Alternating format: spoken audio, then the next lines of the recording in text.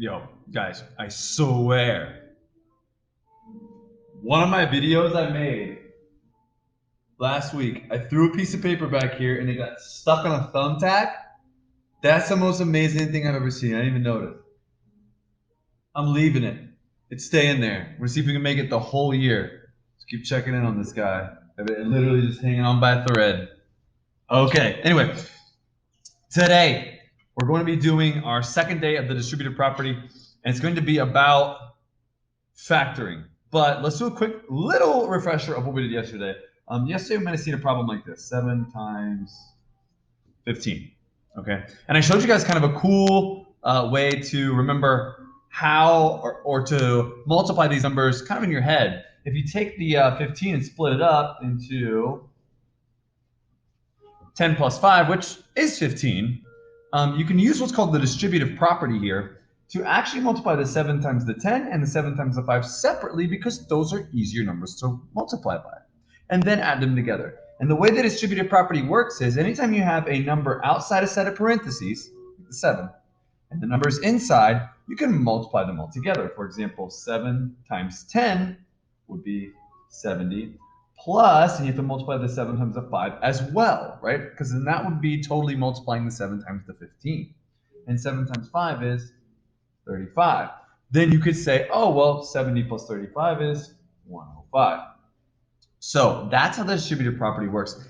And then I showed you what it looks like algebraically, right?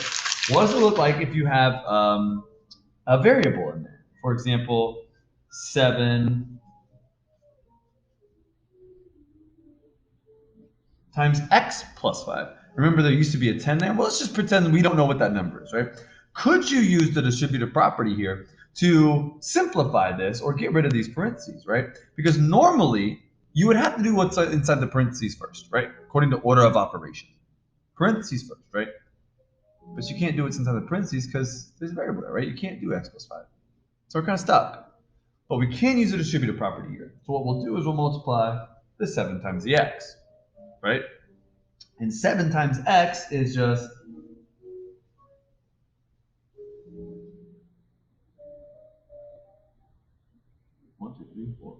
7 x's being added together. Hopefully you guys remember that multiplication is repeated addition. So if I multiply 7 times x, I'm really just adding x to itself 7 times in a row. That's what multiplication is. Plus 7 times 5 is 35. So what I have here is 7 times x, right, which is x plus itself 7 times, plus a 35. Now, what can I do to simplify this problem? Well, obviously, this looks pretty ridiculous. And I've shown you guys a way easier way to write 7 times x, right?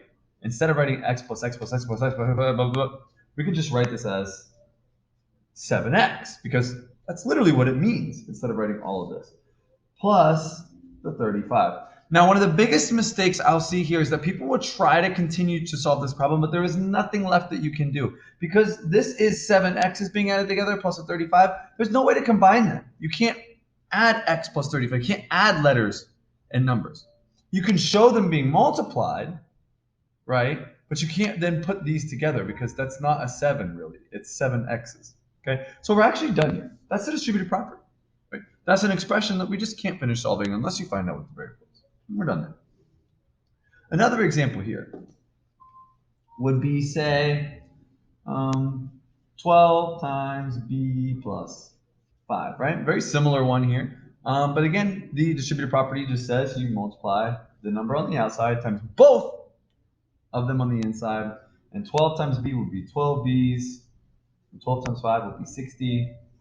You end up with 12b plus 60. And there's nothing else you can do because you can't combine those. And we're going to talk more about that coming up tomorrow.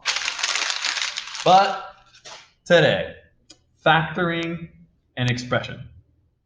What we're going to be doing today is the exact opposite of what we did with the distributive property.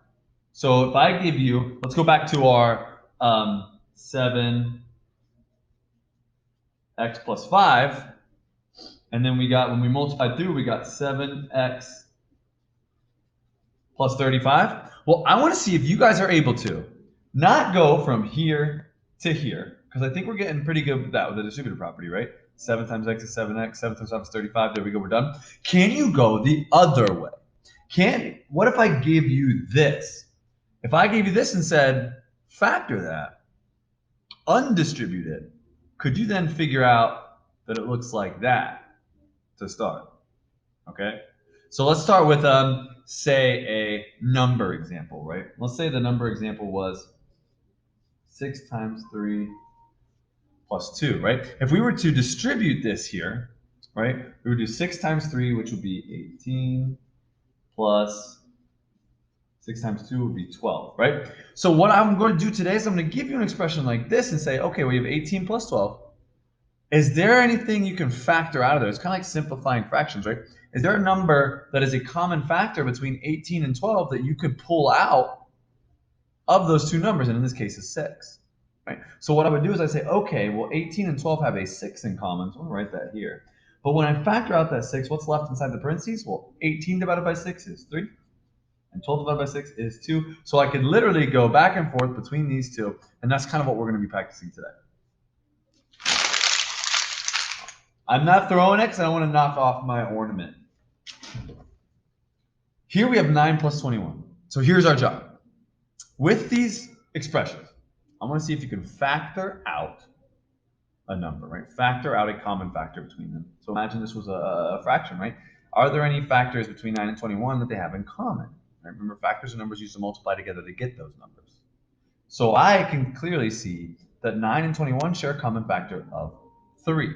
So what I'm going to do is I'm going to do this right here. Every time, right there. I know I'm going to be pulling out a 3, but now what's important is what's going to be left when you factor out a 3. And all you have to do is divide these two by 3, and you'll find out what's left inside here. 9 divided by 3 is 3.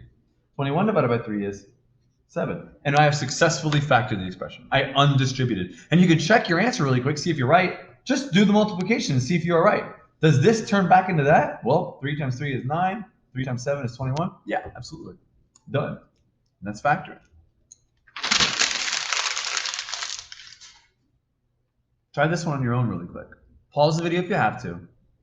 14 plus 28. See if you can factor out a common factor from both of those numbers into this expression. And remember, it's not about solving it. It's about practicing something called factoring. Okay? The greatest common factor between 14 and 28 happens to be 14. And 14 divided by 14 is 1. And 28 divided by 14 is 2. So you end up with 14 times 1 plus 2. Now, some of you might have factored out a 7. This is also true. You would have been left with, factor out 7. 14 divided by 7 is 2. And 28 divided by 7 is 4. That also works. Technically, that's still factored form. Okay? Both of those work. What does it look like if we have a variable in there, right? What if it's 3x plus 15? Okay, and that's not a decimal, it's just like a period of a sentence. So what if we have 3x plus 15? The same rules still apply. We almost imagine that the variable is not there for a second, right? We look at the numbers. What is the greatest common factor between 3 and 15? You might find that greatest common factor is 3. So we'll follow the same process of the regular numbers, 3. Now what's left inside here? Well, what happens when we divide 3x by 3? Well, 3 divided by 3 is 1, so we'd be left with 1x, right? If there's 3 x's and we divide by 3, you'd have 1x left, so it would just be an x. And 15 divided by 3 is 5. So really what we've done is just undistributed back to what we've been looking at for the last 2 days. And we can check our answer really quick in our head. 3 times x is 3x, 3 times 5 is 15. I'm done. I'm good, right? Good to go on. Move on to the next one. We'll do one more. I want you guys to try this on your own. See if you can get this one. Go ahead and pause the video real quick. This is 7x plus 42. This is excellent opportunity for you guys to learn. If you're not pausing the video to try this on your own, you're probably not going to learn this stuff, guys. Just straight up. And then you're going to ask me, Mr. Johnny, can you help me with this? I wasn't paying attention. I didn't write down that. Anyway, those of you that did pause, welcome back. 7x plus 42. I want to factor out a number here. We're going to undistribute. We're going to create parentheses. And what can I pull out of this and put on the outside of these parentheses? Well, it's got to be a common factor between 7 and 42. And the greatest common factor between 7 and 42 is actually 7. And then now let's see what happens. I can find the two things right here that I have to multiply together to get these up here. And that will give me my answer. 7 times what would give me 7x? X would. 7 times x would give me 7x. Plus 7 times what would give me 42? 7 times 6 would give me 42. So then I have my my factored form, 7 times x plus 6. These two things are equivalent, right? They're the same thing, just written a different way, and that's called factoring. Good luck on the assignment today, guys. Let me know if you got any questions. Have a good day.